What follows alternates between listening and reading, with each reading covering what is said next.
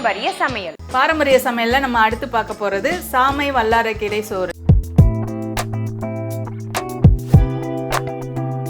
சாமை வல்லாரக்கீரை சோறு செய்யறதுக்கு தேவையான பொருட்கள் என்னன்னு பார்க்கலாம். சாமை அரிசி, வல்லாரக்கீரை, வெங்காயம், பச்சை மிளகாய், இஞ்சி பூண்டு பேஸ்ட்டு, கடுகு, உளுத்தம்பருப்பு, சீரகம், இந்து உப்பு, எண்ணெய், கரம் மசாலா, கருவேப்பிலை. ஃபஸ்ட்டு என்ன பண்ண போகிறோம்னா, இந்த வல்லாரக்கீரையையும் பச்சை மிளகாவையும் அரைச்சி எடுத்துடலாம். நான் இந்த சாமை அரிசியை சாதமாக வடித்து நல்லா உதிரியாக எடுத்து வச்சுருக்கேன். அந்த மாதிரி எடுத்து வச்சுருங்க, சாதத்தை வடித்து வச்சுருங்க. இப்போ வல்லாரக்கீரையும் பச்சை மிளகாயும் சேர்த்து நம்ம அரைச்சிக்கலாம். வல்லாரக்கீரையை மிக்ஸி ஜாரில் போட்டுக்கோங்க. போட்டுட்டு அது கூடவே பச்சை மிளகாயையும் சேர்த்து அரைச்சிக்கோங்க. வல்லாரக்கீரை எல்லாருக்கும் தெரியும், ஞாபக சக்திக்கு ரொம்ப நல்லது. நம்ம ஞாபக மறதிக்கெல்லாம் வல்லாரக்கீரையை தான் பசங்களுக்கெல்லாம் கொடுத்தோம்னா ஞாபக சக்தி அதிகமாக வரும்னு சொல்லுவாங்க.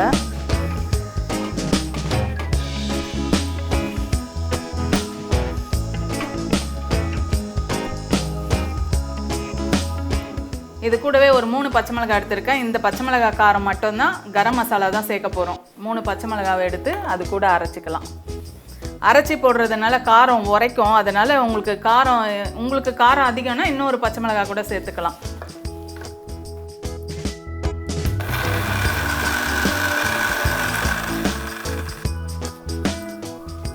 கொஞ்சம் தண்ணி ஊற்றி அரைச்சிக்கோங்க.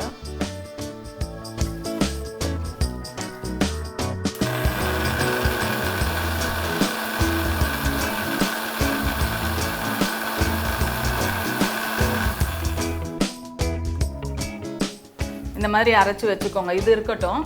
இப்போ நம்ம வெங்காயத்தை வதக்கிக்கலாம். கொஞ்சம் எண்ணெய் ஊற்றி வெங்காயத்தை வதக்கி தனியாக எடுத்துக்கலாம். அதுக்கப்புறம் நம்ம அதை வதக்கிட்டு நம்ம அதுக்கப்புறம் என்ன பண்ணுறதுன்னு பார்க்கலாம். கடலெண்ணெய் ஊற்றுறேன். இன்னும் தேங்காய் எண்ணெய் ஊற்றி சமைச்சிங்கன்னா கூட நல்லாயிருக்கும். கடலெண்ணெய் நான் ஊற்றிக்கிறேன். இது வெங்காயம் வதக்கிறதுக்கு. அதுக்கப்புறம் மறுபடியும் எண்ணெய் ஊற்றி தாளிக்கணும். இப்போ வெங்காயத்தை போட்டு வதக்கிக்கலாம். ஒரு வெங்காயம் பொடியாக கட் பண்ணி வச்சுருக்கேன், அதை சேர்த்துக்கோங்க.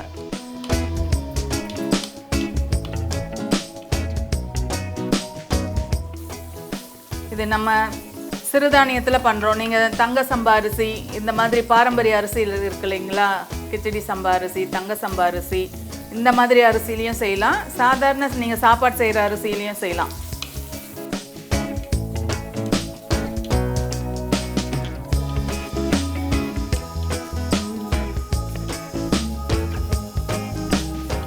சாமை அரிசியில் அந்த சர்க்கரை அளவு அதிகமாக இருக்கிறவங்களுக்கு இந்த சிறுதானியம் எல்லாமே நல்லது. சாமை அரிசியும் நல்லது. அந்த மாதிரி நார் சத்து நிறைய இருக்குது. சுகர் அளவை கண்ட்ரோல் பண்ணும். ப்ரெஷர் அதிகமாக இருக்கிறவங்க இந்த சிறுதானியத்தை சேர்த்துக்கலாம். இந்த மாதிரி நம்ம சிறுதானியம் சேர்க்கும்போது நம்ம உடம்புல இருக்கிற நோயெல்லாம் படிப்படியாக அப்படியே கம்மியாயிட்டே வரும்.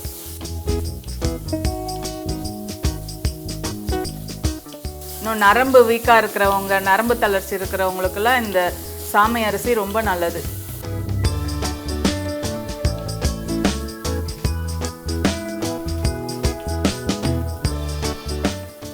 இந்த வெங்காயத்தை தனியாக எடுத்துக்கலாம்.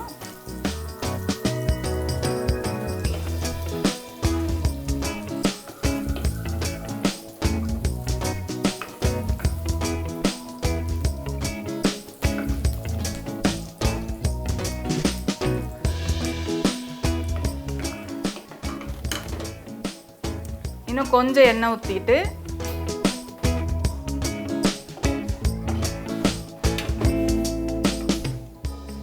கொஞ்சம் கடுகு,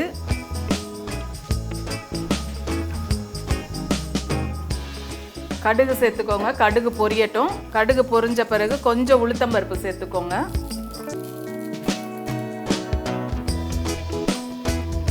கொஞ்சம் சீரகம் சேர்த்துக்கோங்க. சீரகம் அந்த செரிமானத்துக்கு ரொம்ப நல்லது. இன்னும் இந்த கீரை செய்யும்போது கண்டிப்பாக சீரகம் சேர்த்து தாளிங்களேன், அந்த செரிக்கிறதுக்கும் நல்லது. அந்த ஃப்ளேவர், சீரகத்தோட ஃப்ளேவர் ரொம்ப நல்லாயிருக்கும் கீரையோடு சேரும்போது. கடுகு பொரிஞ்ச பிறகு கருவேப்பிலையை சேர்த்துக்கோங்க. நம்ம அரைச்சி வச்சுருக்க அந்த வல்லாரக்கீரையையும் பச்சை மிளகாயையும் சேர்த்துக்கலாம்.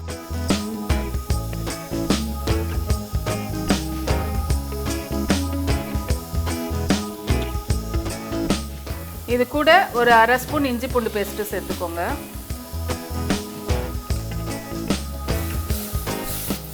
இந்த கீரையோட பச்சை வாசனை, நம்ம இஞ்சி பூண்டோட பச்சை வாசனை எல்லாம் போகிற வரைக்கும் வதக்கணும்.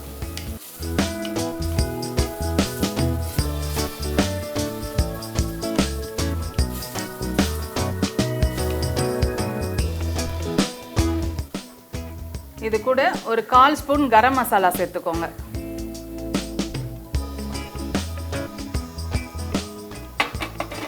சேர்த்துட்டு இதுக்கு தேவையான அளவு உப்பு போட்டுக்கோங்க. நம்ம சாதம் வந்து ஏற்கனவே உப்பு போட்டு தான் வேக வச்சு எடுத்துருக்கோம். இதுக்கு மட்டும் தேவையான அளவு உப்பு சேர்த்துக்கோங்க.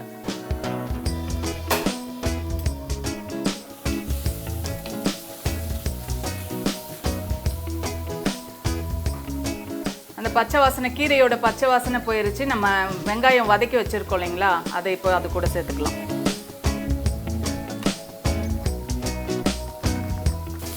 குழந்தைங்களுக்கு வல்லாரைக்கீரை என்ன பண்ணுவோம், பருப்பு போட்டு கடைஞ்சி அது சாதத்தில் ஊற்றி கொடுப்போம் இல்லைங்களா. கீரை சாதம்னாலே பயங்கரமாக கஷ்டப்பட்டு தான் சாப்பிடுங்க குழந்தைங்க. ஆனால் குழந்தைங்களுக்கு இந்த வல்லாரைக்கீரை ரொம்ப நல்லது. எல்லாமே நல்லா வதங்கிருச்சு. இப்போ நம்ம வடித்து வச்ச சாதத்தை சேர்த்து கலர வேண்டியது தான்.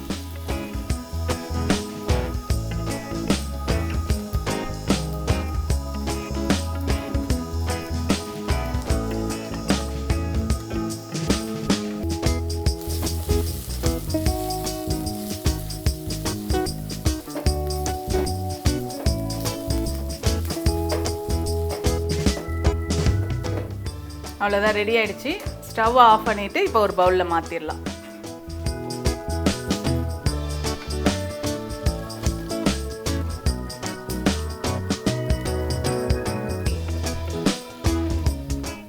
ரொம்பவே சத்தான சாமை வல்லாரைக்கீரை சோறு ரெடி ஆகிடுச்சு. இது ரொம்ப சிம்பிளாக பண்ணக்கூடியது தான், ஆனால் ஏகப்பட்ட சத்துக்கள் இருக்குது.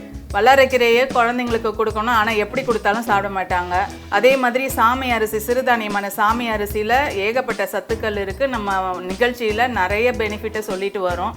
அதே மாதிரி வல்லாரைக்கீரையிலையும் நிறைய சத்துக்கள் இருக்குது. இது ரெண்டும் சேர்ந்து ஒரு சாதமாக செஞ்சுருக்கோம்.